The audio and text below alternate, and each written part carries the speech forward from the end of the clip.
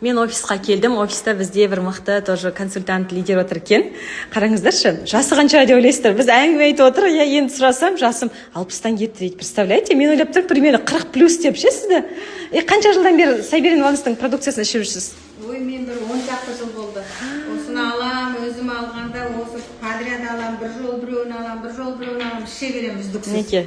Өзіне өнімдер алатсыз, иә? Некеден бәрі өзіңізге, иә? Сатпайсыз өзіңізге. Күшті. Уходта өзіңізге осы Сайберин Ванстан пайдаланасыз ба? Осы міне мынау маска түнде жатқанда жасап қояйын деп.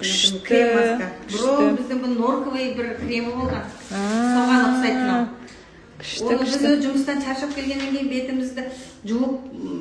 Еще жұмыс жасайсыз, иә? Қайта жуу деген бізге әуре ғой. Мынаны жағып қоясың да жатасың әшейін. Крем сияқты.